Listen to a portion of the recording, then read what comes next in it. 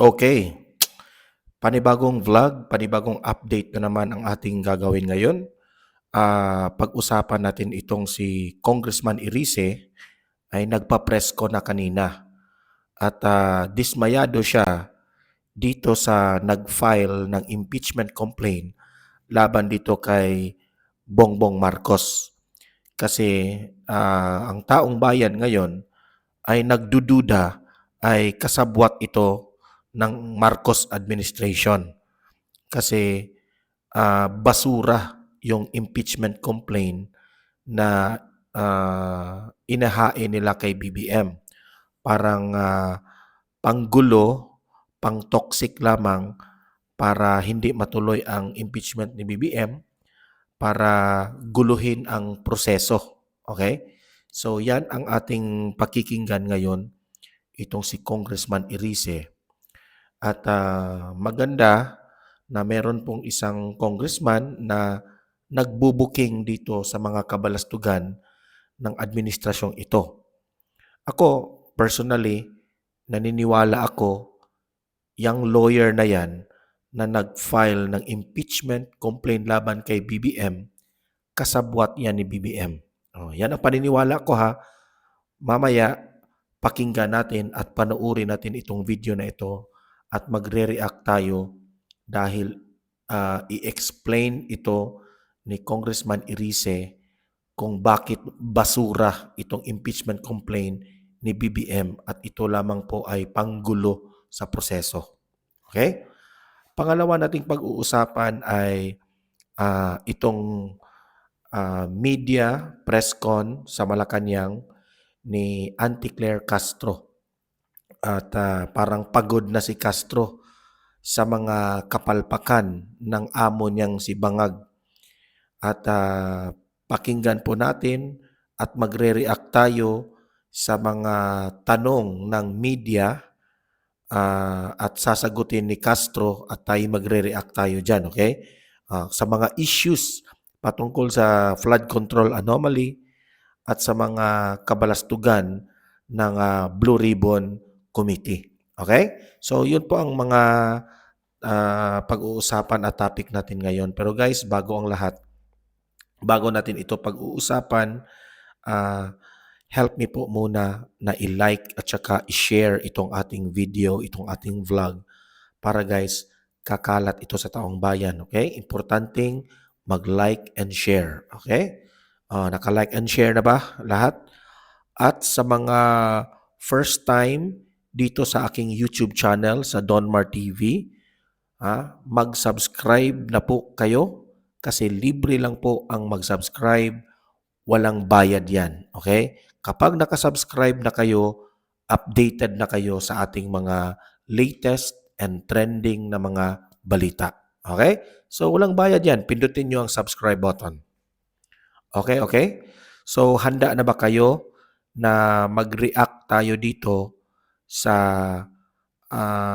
press con nitong si Congressman Irice patungkol po sa basurang impeachment laban dito kay BBM. Okay? Dahil sinadya ito ng kampo ng mga bangag. Okay?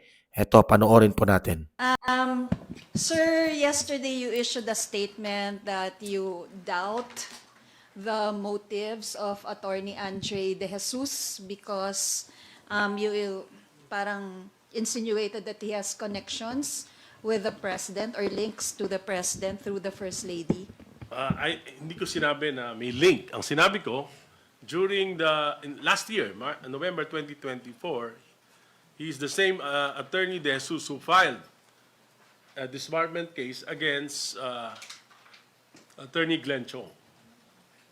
Kasi sinabi ni Attorney Glenn Chong, sasampalin niya si First Lady, di ba? O, yun na. Nag-file siya out of nowhere. So, hindi ko sinabing abogado siya. Ang sinabi ko, siya ang nag-file. Hindi ko alam kung ano yung motibo niya sa pagpapile. Ang sinabi niya, dahil hindi daw yan yung gawi ng isang member of the bar. So, out of nowhere, nabasa niya lang, hindi raw siya kilala, nabasa ko, hindi raw siya kilala. So, out of nowhere, nabasa niya lang, nag-file na siya ng disbarment. Ngayon, out of nowhere, reading some articles in the newspapers, in the social media, at yun ang kanyang ebidensya, nag-file siya ng impeachment against the husband of the First Lady. So, hindi ko makita yung logic dito dahil yung sinampa niya na impeachment complaint ay basura. 15 pages na walang mga ebidensya kundi mga news article. Imagine that one, ha? Nag-file ng impeachment complaint laban kay BBM, pero yung mga laman doon sa dokumento ng impeachment complaint ay puro basura. Mga news articles na alam naman nila na hindi ito tatanggapin ng Kongreso at yung proseso niyan. Kasi walang ebidensya eh. 'Di ba? So anong tawag mo doon? Panggulo sa proseso ng impeachment. Kasi kapag sa mga hindi po nakakaintindi, no, kapag meron ng nag-file ng impeachment complaint at mabasura yung pinakaunang impeachment, mahihirapan na po yung susunod na mag-file ng impeachment. Kasi sasabihin na yan ng Supreme Court na, ito pamumulitika ito eh. So, magaling rin itong bangag na administrasyon ito. Ginawa nila yan para maprotektahan nila, no, in advance na ma-impeach itong si Bangag. Okay? Para wala na. Matoxic na yung merong mag-file na tunay na impeachment. Ganyan sila ka balasubas. At sa tingin ko ay wala ito sa forma at walang substance yung kanyang i-file na impeachment complaint. Kung ako ang boboto sa Committee on Justice, hindi ako magdadalawang isip na i-dismiss ito. Sir, doon sa pagkakaroon ng personal knowledge ng complainant, doon sa inirereklamo niya, meron bang ganong element dito? Wala akong makita. Kasi nga, he came from nowhere. Nagulat na lang tayo na mahilig siya mag-file kahit na, for example, hindi naman siya niya kliyente ang First Lady, pero nag-file siya ng disbarment case dun sa nambasto sa ating First Lady. Okay. Sir, Attorney De Jesus challenge you to a public debate. No need for that because I will confront him in the Committee on Justice. Baka malaman niya pa yung mga itatanong ko sa kanya pag nagdebate kami. Sir, tama bang sabihin na iniisip niyong pakawala siya ng Pangulo or Well, I don't know his motive, pero sana huwag mangyari. Kasi, alam mo, yung paggawa ng isang impeachment complaint, napakatagal niyan. May nag-imbita sa akin para maging endorsers, pero tumanggi ako. And sabi nga nila, they are preparing for the impeachment complaint. So, yung Makabayan Black, they are also preparing for an impeachment complaint. Hindi madali ito. Nakita niyo naman siguro nung yung impeachment complaint against the Vice President kung gaano kakapal yung mga documents. Di ba? So, sana hindi mapigilan nitong impeachment complaint na ito yung mga susunod pang impeachment complaints. Kasi under the rules, may 10 days si Secretary General Jerapil to refer it to the Committee on Rules. Tapos may 3 days ang Committee on Rules as a speaker, then sa Committee on Rules. Pagkatapos, pag na-refer na ito sa Committee on Justice, ay wala nang ibang pwedeng makapag-file ng impeachment. Sana hindi nito mapigilan. Kung hindi naman mapigilan, magiging harmless itong impeachment complaint na ito, kahit na hindi maayos yung pagkagawa.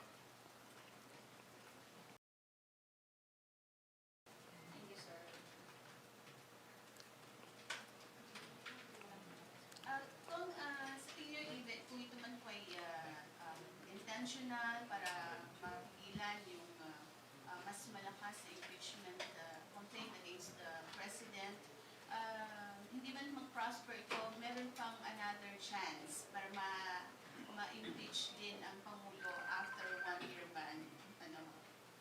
Oh, pero that's too close to 2028. Pero pwede pa rin po yun. Pwede pa rin. Na, Basta 1 year before elections di ba? So, kung hindi pa lampas doon, di ba? pwede pa. Sir? Pero, why would you impeach kung malapit na matapos yung term, di ba? Sir, pwedeng pa-elaborate lang? Sabi niyo po, wala sa forma at walang substance yung kanyang ifinal na impeachment complaint ni Andre. Yes, kasi ano yun, no, yung nakita ko, ito yung mga articles niya, no? To be accurate, babasahin ko.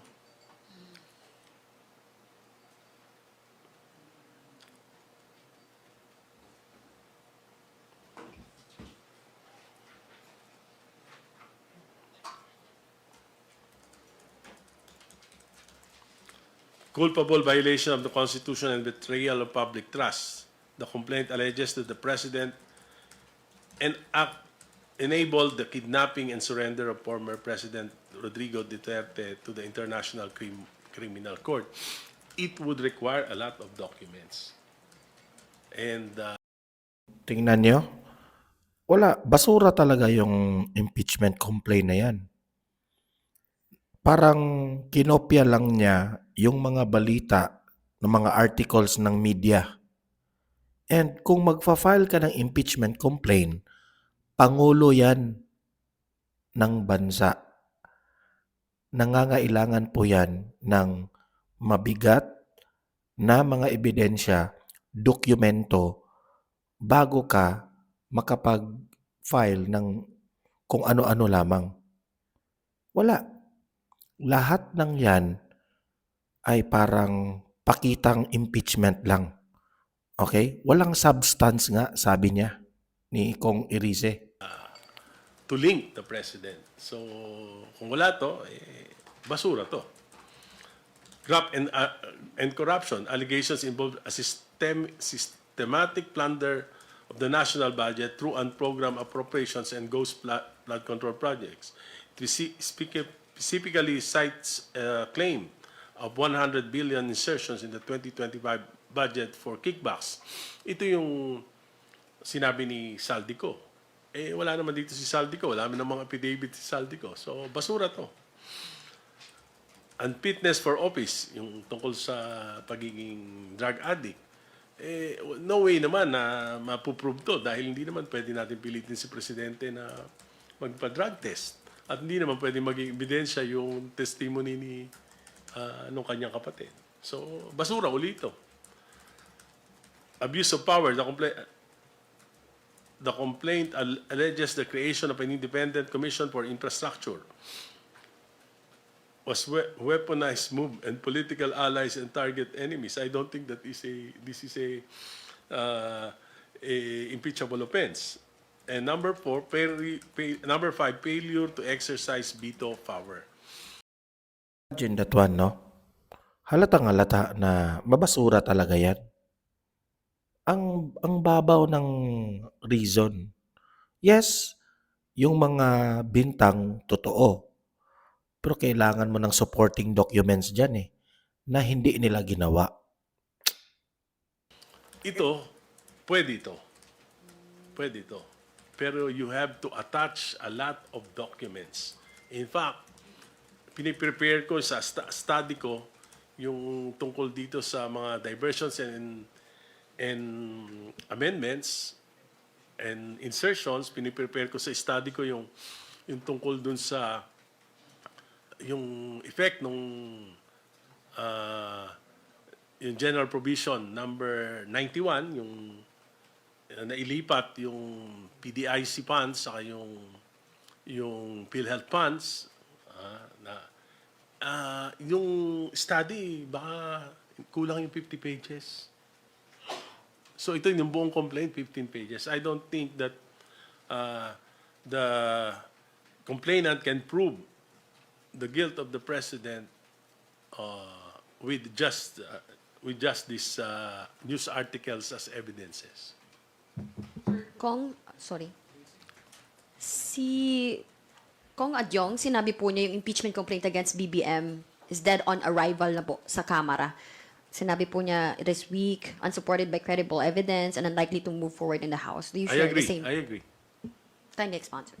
I agree to the statement of Congressman Adjong. Dead on arrival na. Dead on arrival. Sir, so do you think this is deliberate? Parang nagpasa ng mahinang impeachment po? Well, hindi ko alam yung plano eh. Kasi nga, kung makapag-file this week, yung ibang complainants, tapos medyo malakas, baliwala na rin yung effort niya. Pero siguro ang damage lang magmamadali yung mga complainants para hindi sila hindi maging hindi kagad ma-initiate yung complaint. So yun ang damage, magmamadali. Napakamahirap gumawa ng isang impeachment complaint na maayos. Sorry. How about the allegations na diversion? Drama lang itong i-final na impeachment complaint. Lalo na po maraming kongs katulad niyo po nagsasabi na basura itong reklamong impeachment laban kay PBBM. Well, ang medyo talagang nahihiwagaan ako. Especially with the endorser. Tahimik lang kasi si Kong Jeb. Nagulat na lang ako siya yung nag-endorse. And he's identified with the Garcias who are known stalwarts of the of the NUP. At yung NUP mismo, sinabi nila na hindi sila papayag sa mga impeachment laban sa Pangulo. Sir, sorry. Ay. Si Kong Pulong Duterte, he also said in a statement yesterday na lutong Macau. Do you also believe that lutong Macau itong impeachment complaint na to? Well, nakakaduda. Kasi sabi ko harmless to pag may nag-file this week. Harmless tong impeachment complaint na ito. Unless na siguro kung mai-refer kagad to, may sama. Hindi na hintayin yung ibang ifa-file within the week. Makikita naman natin kung ano yung motive pag nakapag-file na yung ibang mga complainants. Kong Erice, good morning. Yes. Mil Kirigonan of DCRH. Can we take it to mean, based on your statement now, that this is an advantage kay Pangulong Marcos, yung maagang pagsasampa ng impeachment against the President? Kasi ang sabi po ni Congressman Keith, ano niya?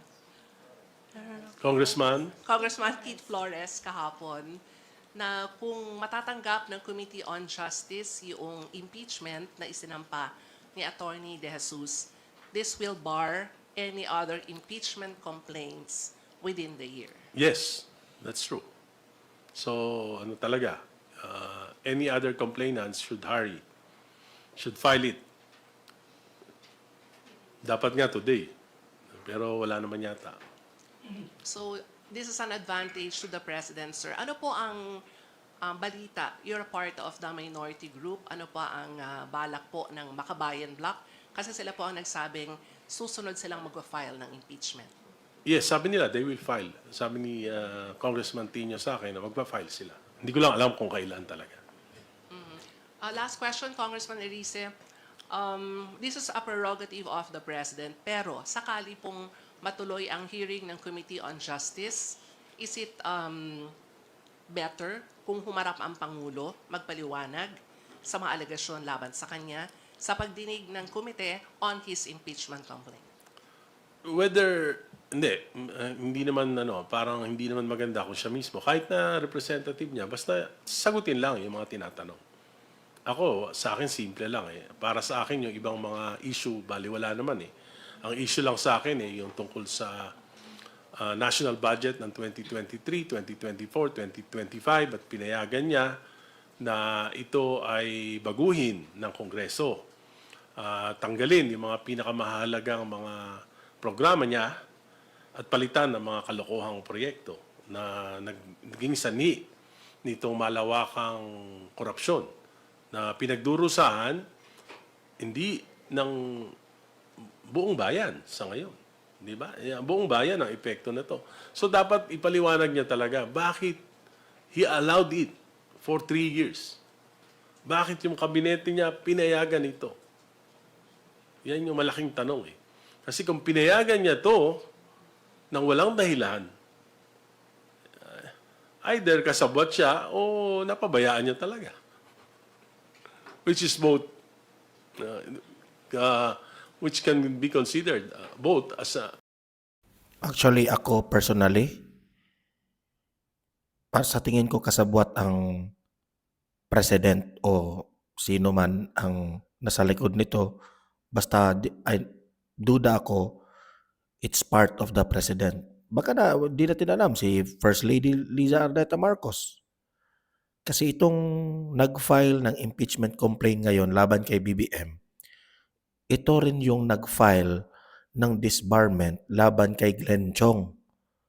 Nung sinabi ni Glenn Chong na sampalin raw niya itong si First Lady. Di ba? So bakit itong lawyer na ito kinampihan si First Lady? Tapos ngayon nag-file ng impeachment ni BBM. Di ba? Kaduda-duda yan. impeachable offense. Thank you, sir. Sir, good morning, sir. Sir, with regards naman doon po sa re-refile na impeachment against VP Sara, are you going to endorse it? No, I already declined to endorse it. Sabi ko, the same way that I declined endorsing the impeachment complaint against the President, ganun din sa Vice President. Para pagdating ko sa Committee on Justice, I will have an open mind. Hindi ako Marcos, hindi ako Duterte. Liberal ako.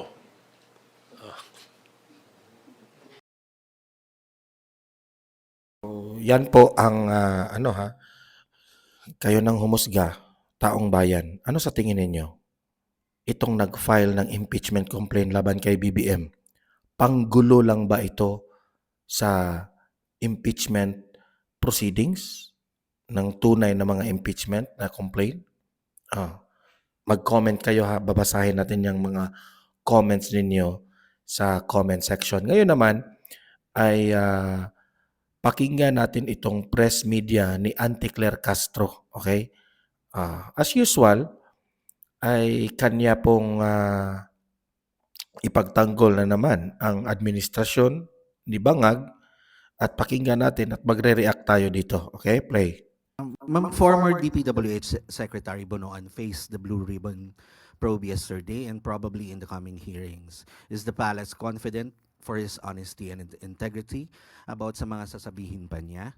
And as to he will not change tone, just like what Saldico did, na may eventually parang ilalaglag na naman niya yung presidente. Naniniwala po ang Pangulo na si dating Secretary Manny Bonoan ay magsasabi ng katotohanan, lalong-lalo naman po na siya ay nasa Senado at under oath ang kanyang mga sinasabi. So, kailangan lamang po tayo umasa na mga katotohanan lamang ang kanyang sasabihin. And then another topic po, ma'am, yung mga tourism stakeholders natin like the agency owners, they are having a hard time securing the Japan visa. And April na daw po yung susunod na slot for them. And then they have to go to Cebu pa or Davao to secure their Japan visa slot. So ma'am, sayang kasi, nasasayangan sila sa kikitain ng gobyerno. And then lalo na yung kita nila for that, ano po ang magagawa ng Malacanang dito? Sa ngayon po ay sinangguni natin ito sa DOT, but sabi po nila outbound ito, kaya hindi po nila sakop. At sa ngayon po ay isinasangguni ko rin po ito sa DFA. Pansamantala, habang sila ay naghihintay ng kanilang visa na i-issue ng bansang Japan, ay ito naman kanilang polisiya. At ginagalang natin to. Pero habang sila ay naghihintay, mas maganda po sigurong i-explore ng ating mga kababayan ang Pilipinas. Iangat din natin ang turismo ng Pilipinas at kung sila ay kikita dahil sa travel tax at kikitain ng mga tourism agencies, mas kikita rin po sila kung iaangat nila ang turismo ng Pilipinas. Thank you po. Sunod na tanong mula kay Marisol Halili, TV5. Magandang umaga, Yusek. Congressman Pulong Duterte questions the motive behind the filing of impeachment case against the president. He said that the lawyer who filed the impeachment against PBBM is the same lawyer who represented the First Lady in disbarment case against Attorney Glenn Chong.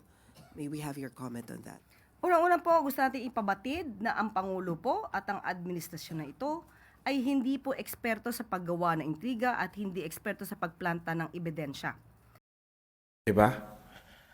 Si Auntie Claire Castro, dinefend na niya na hindi raw kasali o kasabwat si BBM dito sa nag-file ng impeachment complaint. Maniniwala pa ba kayo kay Auntie Claire? Yan ang tanong.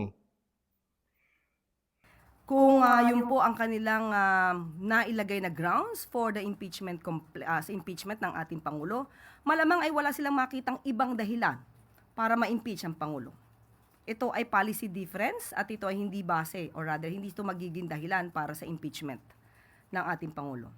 Kung ang sinasabi niya ay ang nagsamparaw ng kaso ay abogado na nag-represent kay unang ginang or First Lady Liza Marcos, yan po ay walang katotohanan. So sana po ay matapos na ang pagiging source of fake news ng mga kaalyado nila. Dahil ang First Lady po ay hindi po nagsasampa ng disbarment case. Hindi po niya abogado ang nasabing nagsampa ng impeachment complaint sa Pangulo. At kung nagsampa man siya ng disbarment case, ito ay on his own volition. So hindi po niya nire-represent ang unang ginang. So that's fake news. Also, he mentioned that this is just the impeachment is just a scripted distraction. Just to clarify things, may kinalaman po ba dito yung administration? Definitely none. Kaya nga sabi natin, hindi po tayo sangkot sa anumang pagplanta ng ebidensya katulad ng ginawa ng kanyang ama.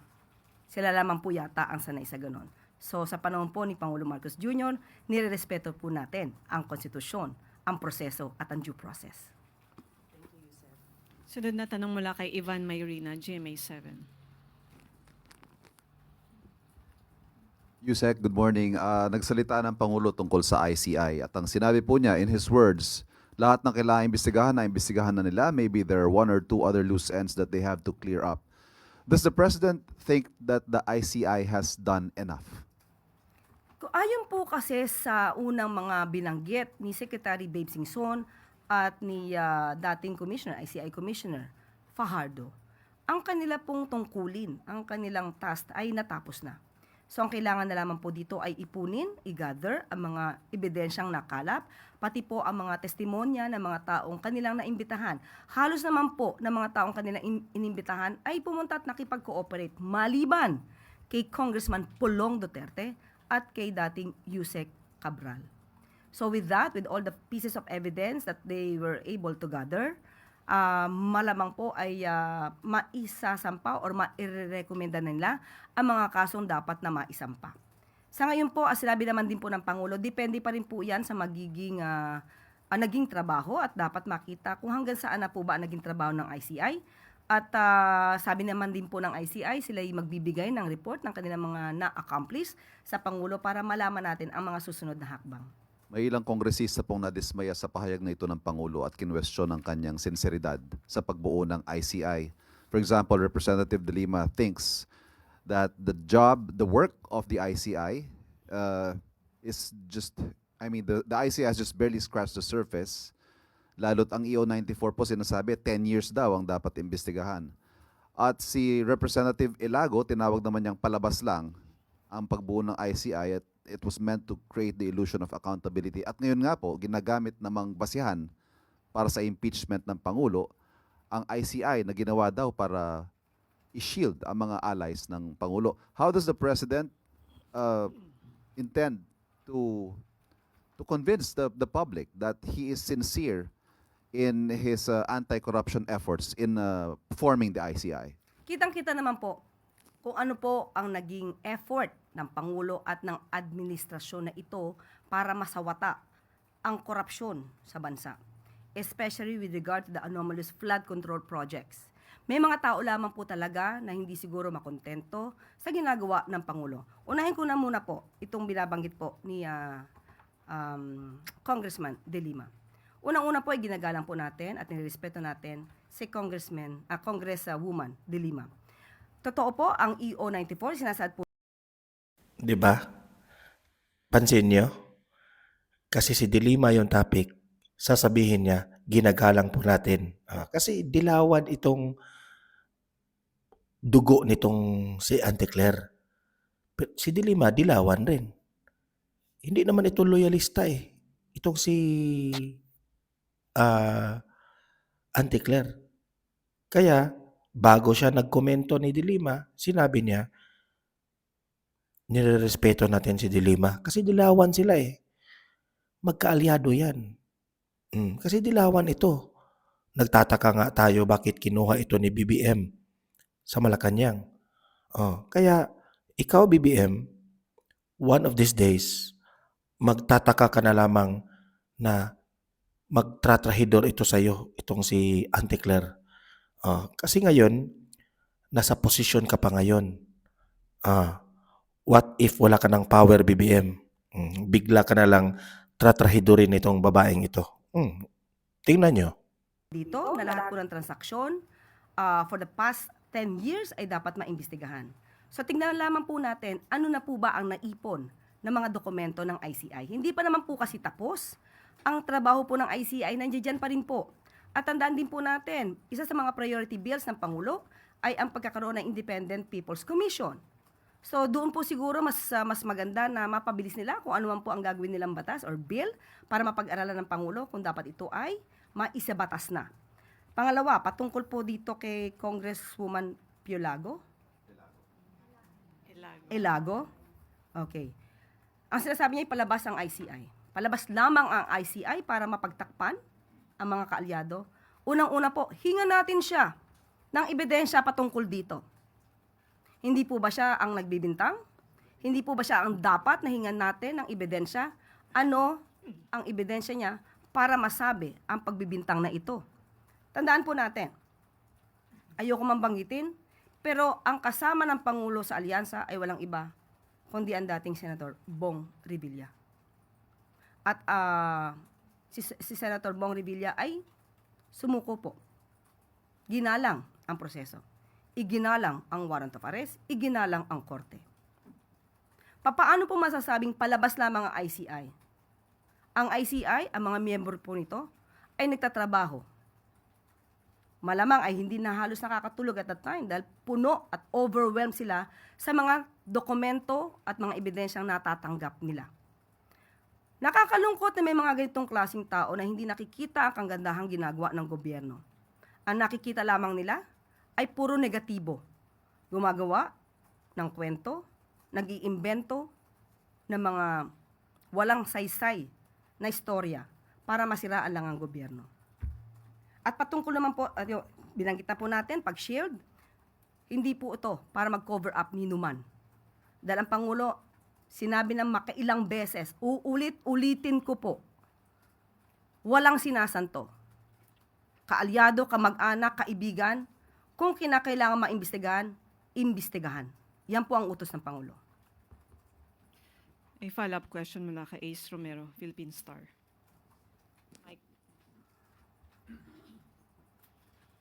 Good morning, ASEC. Pero hindi kaya magiging magandang pang-counter sa mga ganitong kritisismo ay finally mag-appoint na ng mga kapalit ng mga nag-resign na commissioner given na mismong yung ICI nagsasite na po ng mga constraints nila Bagamat sinabi ninyo dati na hindi naman makahahadlang sa pag-recommend ng cases yung one member lang siya, no? Pero meron na ring mga constraints na sinasite yung ICI because of the lack of commissioners. So ano po yung take nyo dito?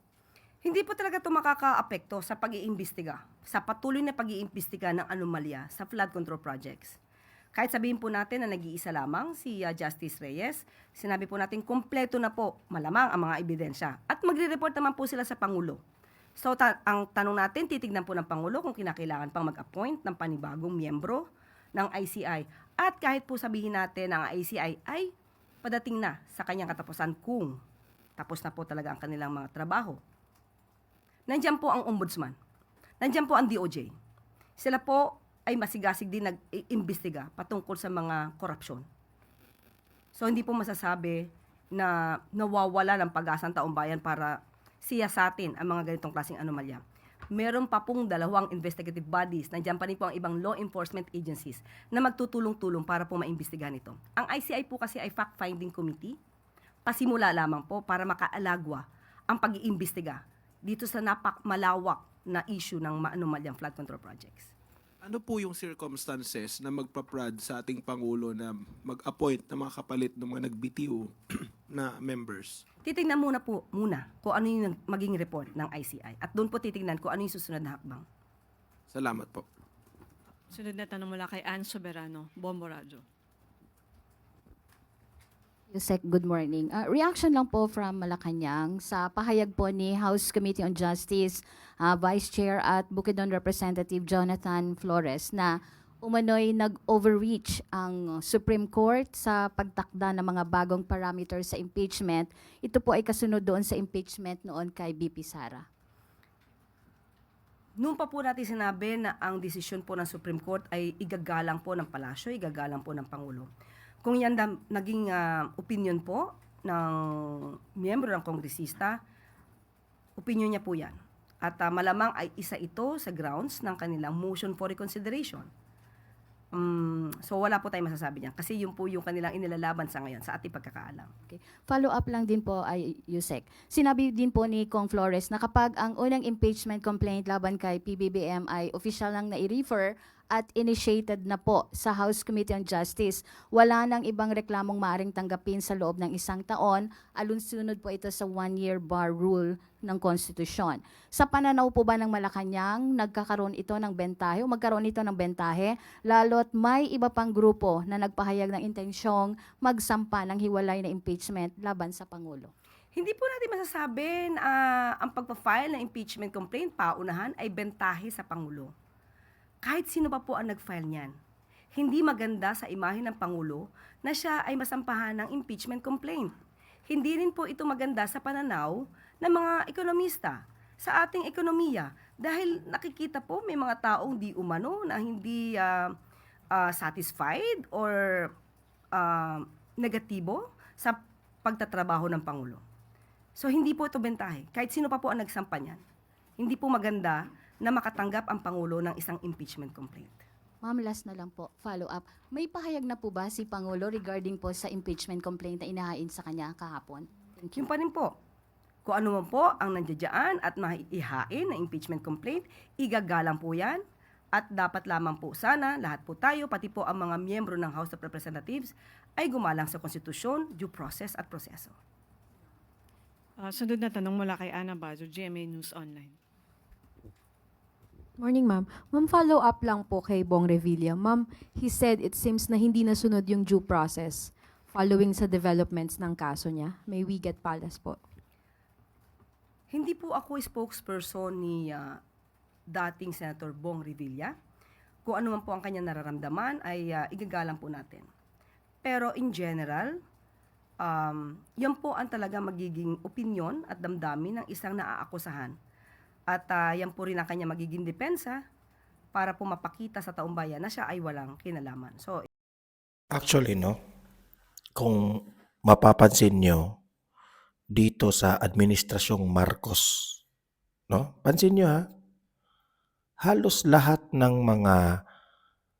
mga ginigipit na mga politicians, okay, kagaya nila Jinggoy, nina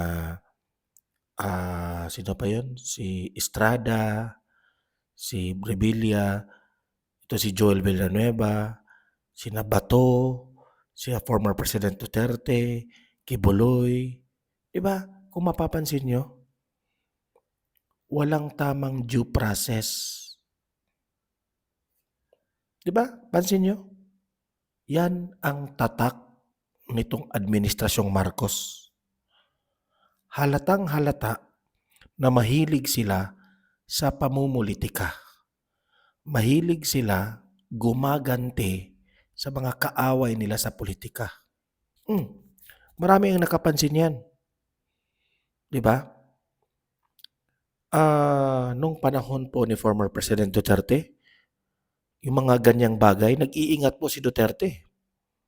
Yung kay Dilima, hindi naman si Duterte ang nagreklamo doon. Ang nagreklamo doon, yung mga preso doon ang nag-testify. Anong kinalaman ni Duterte doon? Galit nga si Duterte doon sa mga preso. Di ba?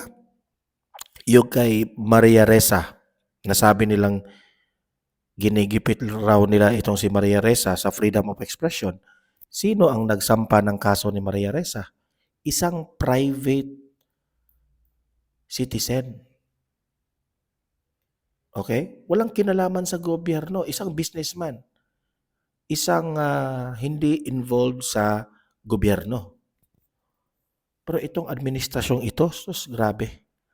Ang dami pong mga tatawagin nating kabalastugan na hindi sila papayag na meron pang sisikat sa kanila. Talagang gigipitin kapag tingnan niyo, yan si Torre, buti kay Torre ha, nagpakumbaba si Torre. Kasi kung tutuusin, ang sakit ng ginawa ng administrasyon na yun kay Torre. Imagine you are the chief PNP. Bigla ka na lang na tinanggal. Diba? Ang sakit nun. Mahilig ang administrasyong itong ganyan. Okay? So, kayo, taong bayan, mag-comment kayo. Anong masasabi nyo dyan? Okay? Paki-like, paki-share itong video na ito ha, para marami po ang makarinig, makaalam, at maka-participate, maka-comment rin. Okay? Like and share, like and share. And sa mga bago pa lang dito, subscribe na po kayo. Okay? So, okay, see you in my next video. Have a great day. Have a great night. God bless po sa ating lahat. Mabuhay ang Pilipinas. God save the Philippines.